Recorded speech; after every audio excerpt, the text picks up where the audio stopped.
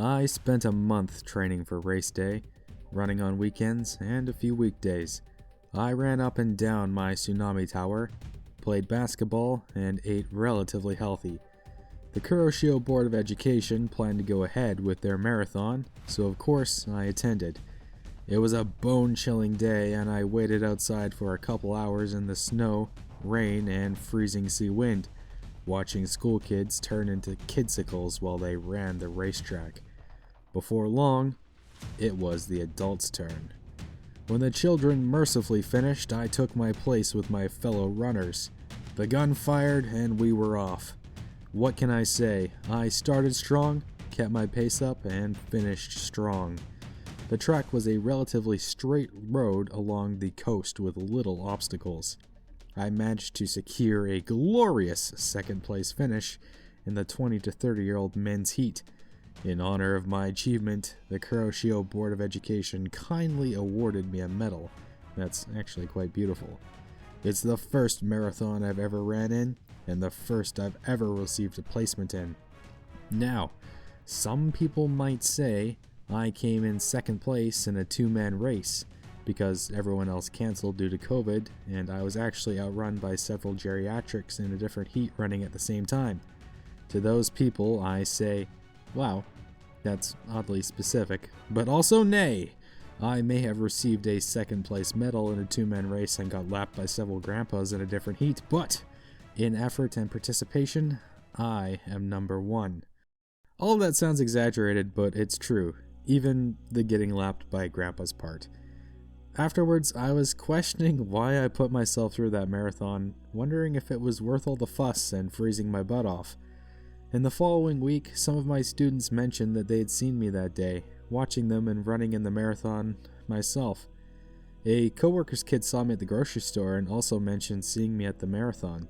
After those two experiences, I knew then it was a great decision and it had paid off big time. In a way, it was proof to myself that I was willing to be there for the community and be a role model. Now, I'm not the best ALT, the best representative for Canada, or the fastest runner in the Kuroshio Marathon, not by a long shot, but I am here, participating, learning, and getting better every day. Outside of the marathon, I have been busy with work. I am mostly familiar with my students, classes, and JTEs, and I've adjusted to the workflow.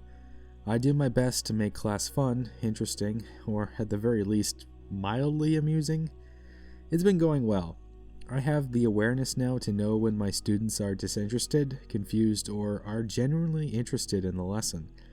I try to spend as much time with them as possible and get involved in things they do. I can only eat with my students at 2 schools at the time of writing this, and in a very restricted manner due to COVID. So, to compensate, I spend extra time playing at recess and helping out during cleanup. I'm probably more of a hindrance during cleanup, but as I said before, sometimes it's just about participating. The students in Kuroshio are, for the most part, very well behaved and fun.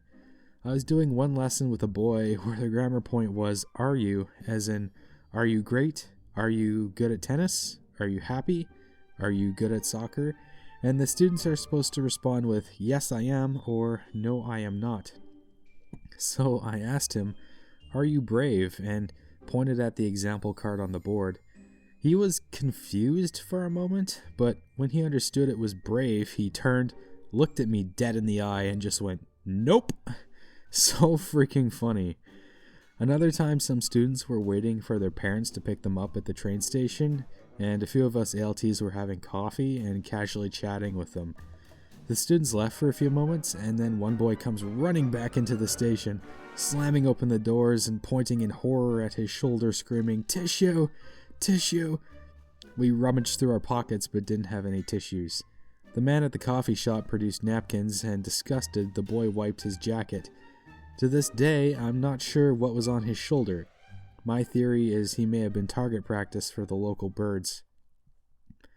I've been attending basketball practice most Fridays at my junior high school, and it's been fun but pretty grueling. The warm-up alone is enough to leave my leg muscles burning for days. It usually involves some combination of squats, scissors, jumping, running, more jumping, and then actual basketball drills.